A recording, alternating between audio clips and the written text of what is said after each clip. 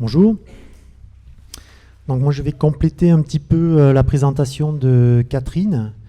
Donc en fait sur les étapes 2 et 3. Les étapes 2 donc sur la caractérisation du matériau et puis les méthodes de dimensionnement.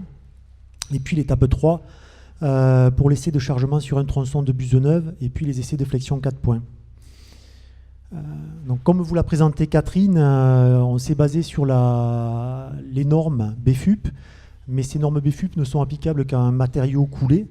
Donc nous, on est dans le cadre d'un matériau projeté, donc le matériau a intrinsèquement des propriétés qui peuvent être différentes.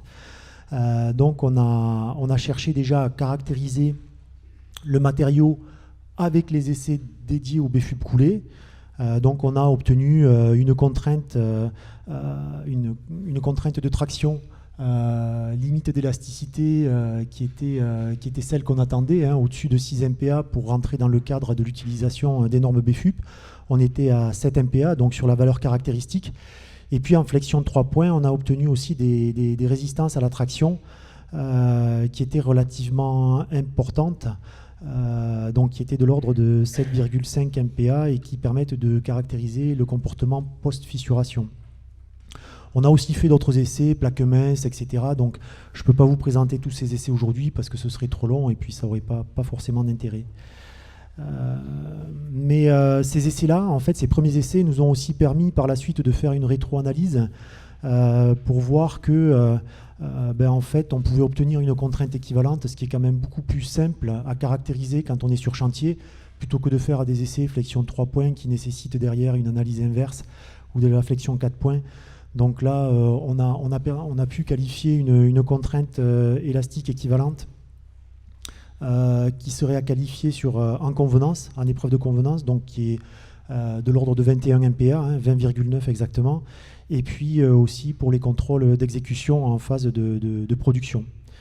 Un élément notable pour ceux qui ont déjà travaillé sur le BFUP, il y a un coefficient K qu'on cherche à déterminer quand on utilise un BFUP coulé.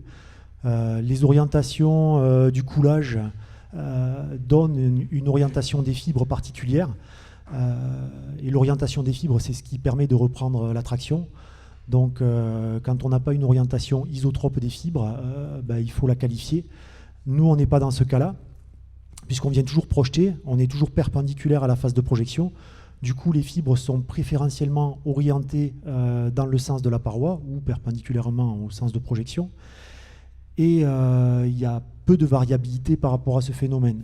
Voilà, donc on sait pas, on a géré ça avec d'autres corps d'essai. On a aussi travaillé sur les méthodes de dimensionnement. Donc Freycinet a beaucoup travaillé sur ce sujet en élaborant de nombreux modèles. Donc en fait, on a cherché à justifier et à qualifier la plupart des situations qui seraient rencontrées pendant la vie de l'ouvrage. Donc au départ, quand on viendra projeter le BFUP, on pourra avoir un fonctionnement mixte. Donc il faudra justifier l'ouvrage pendant cette phase-là. Ensuite, on aura des situations intermédiaires où il y aura corrosion totale ou partielle de l'acier. Et il faut aussi justifier les buses pendant toutes ces phases-là pour être sûr qu'elles assurent leur fonction. Donc les premiers modes de justification sont ceux qu'on utilisait à l'époque pour dimensionner les buses. Un calcul suivant l'anneau comprimé, fonctionnement simple, avec une pression quasi uniforme autour de la buse. Ensuite, on a fait des modèles beaucoup plus compliqués, des modèles coque 3D éléments finis, en linéaire ou non linéaire, et puis des modèles éléments finis 2D, élastoplastiques avec des modélisations explicites du sol. Donc, je ne vais pas vous présenter tous ces modèles parce qu'il y en a quand même eu un certain nombre. Et puis, au bout d'un certain nombre de modélisations aussi, là, vous pouvez voir en fait en bas à gauche une coque plaque avec, je dirais, un dimensionnement 3D où on voit le transfert en cisaillement avec une couverture mince. Et en fait, c'était la limite de dimensionnement de la buse, ce transfert longitudinal du cisaillement. Et quand on a découvert ça, on s'est dit que très certainement une buse métallique d'origine ne supporterait pas aussi ce calcul-là. Pourtant, elle vit bien son office en place. Donc, on s'est dit que les calculs, on en avait fait un certain nombre, mais qu'ils avaient aussi leurs limites et que voilà, il fallait les manipuler avec précaution.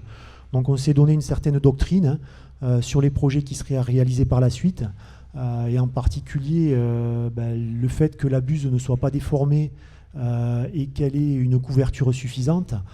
On va pouvoir la justifier de la même manière qu'on justifiait les buses métalliques à l'époque. Par contre, dès qu'on sort de ce cadre-là, on va aller peut-être faire des sondages géotechniques pour pouvoir qualifier le sol, faire des modèles particuliers, etc. Après, c'est vraiment à travailler au cas par cas. Mais disons que dans le cadre expérimental, au départ, on a beaucoup travaillé sur ces éléments-là. Ensuite, on a travaillé sur la possibilité d'utilisation des normes BFUP. Donc en fait, avec une campagne d'expérimentation pour valider qu'on puisse bien appliquer la norme. Donc on a fait des corps d'épreuve qui correspondent à la coque qu'on viendra réaliser sur la buse, et on a fait des essais pour qualifier leur fonctionnement, en fonctionnement élastique et puis à la ruine, et puis un essai sur un élément témoin échelle 1. Donc là on peut voir les résultats d'essais sur les corps d'épreuve ondulés.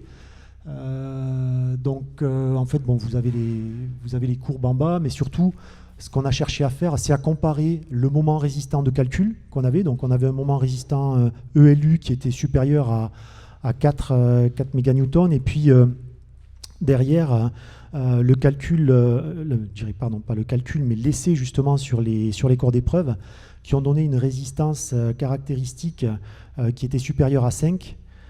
On était légèrement inférieur à une loi sans coefficient de sécurité, mais par contre, la résistance moyenne des corps d'épreuve, elle est largement supérieure. Donc, on a un coefficient de sécurité qui est de l'ordre de 1,7. Donc, on s'est dit qu'on était dans une situation favorable pour utiliser la norme BFUP.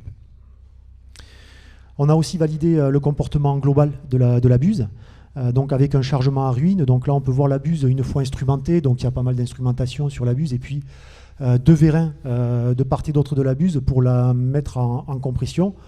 On n'est pas dans la situation de fonctionnement d'une buse dans un remblai où il y a une pression uniforme. Donc là, en fait, ce qu'on a cherché à qualifier, c'est vraiment le fonctionnement à ruine avec une charge particulière. Donc on a fait des cas de charge élastique avec de la charge, de la décharge. On avait une charge limite calculée qui était de l'ordre de 50 kN. Donc on peut voir le petit trait là sur le graphe. Et puis ensuite, on a chargé jusqu'à la ruine. Donc là, on peut voir la photo de la buse avant chargement, instrumentation en place. En fin de chargement, charge de ruine de l'ordre de 200 kN, donc 4 fois supérieure à la charge élastique. Et puis la déformation résiduelle post-chargement. Là, on a libéré les vérins et puis on voit qu'il reste quand même une sacrée déformation résiduelle.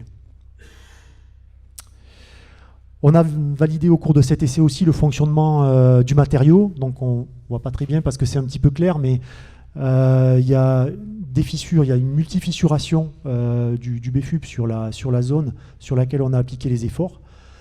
Donc il y a une répartition de la charge et puis c'est bien l'aspect ductile qu'on attendait du matériau. Et une fois qu'on a eu la ruine, on a effectivement une grosse fissure localisée qui apparaît entre les barres de brelage qui permettaient d'appliquer la compression sur la buse. Voilà, donc en gros, ce sont les deux axes qui nous ont permis de valider l'emploi de la norme.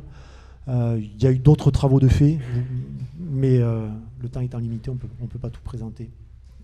Voilà, donc je dirais que l'intérêt d'un projet innovation, c'est au niveau de ce cadre d'expérimentation, c'est de pouvoir aider l'entreprise à mener toutes ces études dans le sens qu'attendent les maîtres d'œuvre et les maîtres d'ouvrage derrière, pour pouvoir justifier les ouvrages dans un cadre réglementaire sur lequel tout le monde sera d'accord, en fait, où il y aura parfois du consensus sur quelques sujets, mais globalement tout le monde sera partant pour faire une première expérimentation et des premiers travaux.